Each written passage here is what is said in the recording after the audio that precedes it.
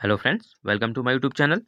तो फ्रेंड्स, आज इस वीडियो में हम उत्तराखंड के जो आने वाले एग्ज़ाम है, चाहे वो आरओ एआरओ का एग्ज़ाम हो, चाहे वीपीटीयू का एग्ज़ाम हो, चाहे आने वाले यूकेपीएससी का कोई एग्ज़ाम हो या यूके ट्रिपल एससी का कोई भी एग्ज़ाम हो, इसके लिए जो उत्तराखंड के इंपॉर्टेंट क्वेश्चंस बनते हैं हम उनको डिस्कस करेंगे, जो आपके आने वाले इन सभी एग्ज़ामों के लिए काफ़ी इंपॉर्टेंट होने वाले हैं।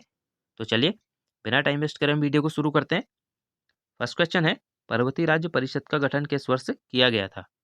तो ऑप्शन आप देख सकते हैं, ए है 1970, बी है 1967, सी है 1972 और डी है 1975। तो इसका राइट आंसर क्या हो जाएगा? तो राइट आंसर हो जाएगा इसका ऑप्शन नंबर बी, यानी कि पर्वतीय राज्य परिषद का गठन किस वर्ष किया गया था? तो 1967 में इसका गठन किया गया था। और कहाँ किया गया था इसका गठन? तो ये भी याद रखिएगा, रामनगर में इसका गठन किया गया था। और किसकी अध्यक्षता में? तो दया कृष्ण पांडे की अध्यक्षता में इसका गठन यहाँ किया गया था। और जो इसके उपाध्यक्ष थे वो कौन थे? तो गोविंद सिंह मेहरा इसके उपाध्यक्ष थे। और इसके महासचिव कौन थे? तो नारायण दत्त सुंदरियाल इसके महासचिव थे। तो फ्रेंड्स, जितने भी एडिशनल इंपॉर्टेंट फैक्ट हैं याद रखिएगा, आने वाले एग्जाम में यहाँ से भी क्वेश्चन पूछे जा सकते हैं। नेक्स्ट क्वेश्चन देखते हैं, क्वेश्चन नंबर 2। 1930 में गांधी जी के 78 नमक सत्याग्रहों में से उत्तराखंड से कौन शामिल थे? तो ऑप्शन आप देख सकते हैं, ए है ज्योतिराम कांडपाल, बी है भैरव दत्त जोशी, सी है गोरखवीर खड़क बहादुर और डी है एबीसी तीनों। तो इसका राइट आंसर क्या हो जाएगा? तो राइट आंसर हो जाएगा इसका ऑप्शन नंबर डी, यानी कि 1930 में जो गांधी जी का नमक सत्याग्रह था उसमें जो 78 सत्याग्रही थे, उसमें से ज्योतिराव कांडपाल, भैरव दत्त जोशी और गोरखवीर खड़क बहादुर ये उत्तराखंड से इसमें शामिल थे। तो इन तीनों के नाम याद रखिएगा। नेक्स्ट क्वेश्चन देखते हैं, क्वेश्चन नंबर 3। अल्मोड़ा अखबार के बंद होने के बाद बद्रीदत्त पांडे ने वर्ष 1918 में कौन सा साप्ताहिक निकालना शुरू किया? तो ऑप्शन आप देख सकते हैं, ए है शक्ति, बी है भक्ति, सी है बंगबंधु और डी है समता। तो इसका राइट आंसर क्या हो जाएगा? तो राइट आंसर हो जाएगा इसका ऑप्शन नंबर ए, यानी कि जो बद्रीदत्त पांडे हैं इन्होंने वर्ष 1918 में कौन सा साप्ताहिक शक्ति नामक साप्ताहिक निकालना शुरू किया। और किस वर्ष किया था? तो ये भी याद रखिएगा, वर्ष 1918 में इनके द्वारा ये निकाला गया था। नेक्स्ट क्वेश्चन देखते हैं, क्वेश्चन नंबर 4। कौशिक समिति ने उत्तराखंड राज्य की राजधानी कहाँ बनाए जाने की सिफारिश की थी? तो ऑप्शन आप देख सकते हैं, ए है देहरादून, बी है गैरसैंण, सी है लैंसडाउन और डी है मसूरी। तो इसका राइट आंसर क्या हो जाएगा? तो राइट आंसर हो जाएगा इसका ऑप्शन नंबर बी, यानी कि कौशिक समिति ने जो उत्तराखंड राज्य की राजधानी है वो गैरसैंण बनाए जाने की सिफारिश की थी। अब जो मुख्यमंत्री मुलायम सिंह यादव है इन्होंने क्या है, वर्ष 1993 में राज्य की संरचना और राजधानी पर विचार करने हेतु कौशिक समिति गठित की थी। तो याद रखिएगा, कौशिक समिति किस वर्ष गठित की गई थी? तो वर्ष 1993 में गठित की गई थी। और इसने अपनी रिपोर्ट कब सौंपी थी? तो वर्ष 1994 में इसने रिपोर्ट अपनी सरकार को सौंप दी थी। और इसी रिपोर्ट में इसने क्या है, राज्य की राजधानी गैरसैंण बनाए जाने की सिफारिश की थी। नेक्स्ट क्वेश्चन देखते हैं, क्वेश्चन नंबर 5। कुमाऊं क्षेत्र की पहली कृत्रिम झील है, तो कौन सी झील है कुमाऊं क्षेत्र की? ये आपको बताना है। ए है बैजनाथ झील, बी है नैनीताल झील, सी है भीमताल झील और डी है सातताल झील।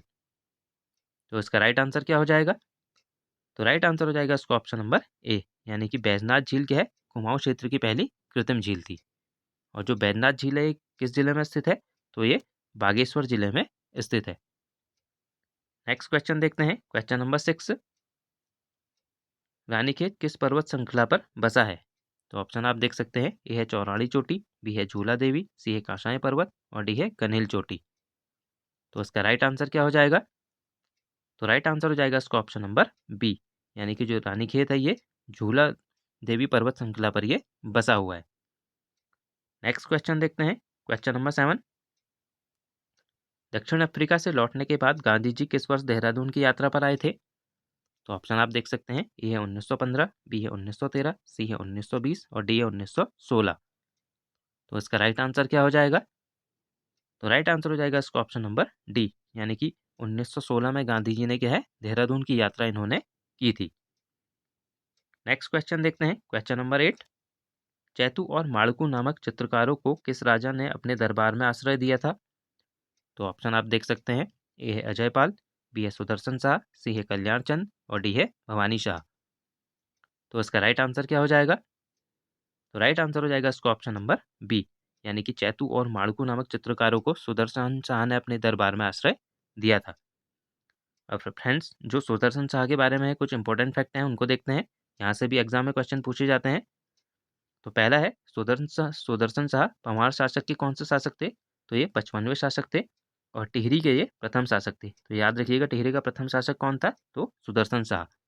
और सुदर्शन शाह क्या है? टिहरी रियासत में सबसे लंबे समय तक शासन करने वाले शासक भी थे। और सुदर्शन शाह द्वारा क्या है 1828 में सभासार नामक ग्रंथ भी लिखा गया था। और यह ग्रंथ इन्होंने किस भाषा में लिखा था? तो याद रखिएगा ब्रज भाषा में लिखा था। और यह ग्रंथ क्या है 7 खंडों में ये विभाजित है। तो ये भी याद रखिएगा, यहाँ पे 7 होगा। तो ये 7 खंडों में विभाजित ग्रंथ है। तो फ्रेंड जितने भी इंपॉर्टेंट फैक्ट सुदर्शन शाह के बारे में याद रखिएगा। नेक्स्ट क्वेश्चन देखते हैं हम। क्वेश्चन नंबर 9, गोरखा शासनकाल में गोलादीप, तराजू द्वीप तथा कड़ाई द्वीप क्या था? तो ऑप्शन आप देख सकते हैं। ए है न्याय व्यवस्था, बी है कर पद्धति, सी है मंदिरों की शैली और डी है राजा के 3 अंगरक्षक। तो इसका राइट आंसर क्या हो जाएगा? तो राइट आंसर हो जाएगा इसका ऑप्शन नंबर ए, यानी कि गोरखा शासनकाल में गोलादीप, तराजू द्वीप और कड़ाई द्वीप ये क्या थी? न्याय की 3 व्यवस्थाएं थी। नेक्स्ट क्वेश्चन देखते हैं। क्वेश्चन नंबर 10, उत्तराखंड कितना सच कितना छल पुस्तिका के लेखक कौन है? तो ऑप्शन आप देख सकते हैं। ए है वीरेंद्र डंगवाल, बी है मंगलेश डबराल, सी है सुरेंद्र सिंह पांगती और डी है गिरीश तिवारी। तो इसका राइट आंसर क्या हो जाएगा? तो राइट आंसर हो जाएगा इसका ऑप्शन नंबर सी, यानी कि उत्तराखंड कितना सच कितना छल पुस्तक के लेखक कौन है? तो सुरेंद्र सिंह पांगती इसके लेखक हैं। और जो सुरेंद्र सिंह पांगती है इनका जन्म कहाँ हुआ था? तो पिथौरागढ़ के नानसेम गांव में इनका जन्म हुआ था। और सुरेंद्र सिंह पांगती ने क्या है धाद नामक संस्था का गठन भी इन्होंने किया था। तो याद रखिएगा कौन सी संस्था है ये? धाद नामक संस्था। नेक्स्ट क्वेश्चन देखते हैं। क्वेश्चन नंबर 11, विकास पुरुष के नाम से किसे जाना जाता है? तो ऑप्शन आप देख सकते हैं। ए है हेमवती नंदन बहुगुणा, बी है कृष्णचंद पंत, सी है मुरली मनोहर जोशी और डी है नारायण दत्त तिवारी। तो इसका राइट आंसर क्या हो जाएगा? तो राइट आंसर हो जाएगा इसका ऑप्शन नंबर डी, यानी कि नारायण दत्त तिवारी को क्या है विकास पुरुष के नाम से भी जाना जाता है। और जो नारायण दत्त तिवारी है ये क्या है 2 मार्च 2002 को राज्य के प्रथम निर्वाचित मुख्यमंत्री भी ये बने थे। तो याद रखिएगा राज्य के प्रथम निर्वाचित मुख्यमंत्री कौन है? तो नारायण दत्त तिवारी। नेक्स्ट क्वेश्चन देखते हैं। क्वेश्चन नंबर 12, 1979 में पंडित गोविंद बल्लभ पंत राजकीय संग्रहालय की स्थापना कहाँ की गई थी? तो ऑप्शन आप देख सकते हैं। ए है नैनीताल, बी है अल्मोड़ा, सी है देहरादून और डी है पिथौरागढ़। तो इसका राइट आंसर क्या हो जाएगा? तो राइट आंसर हो जाएगा इसका ऑप्शन नंबर बी, यानी कि गोविंद बल्लभ पंत राजकीय संग्रहालय की स्थापना कहाँ की गई थी? तो अल्मोड़ा में की गई थी। और किस वर्ष की गई थी? तो ये भी याद रखिएगा 1979 में इनके द्वारा इसकी स्थापना यहाँ की गई थी। तो फ्रेंड्स आज हमने जो उत्तराखंड के इंपॉर्टेंट क्वेश्चंस बनते हैं उनको डिस्कस किया। मिलते हैं हम नेक्स्ट वीडियो में। Thank you friends.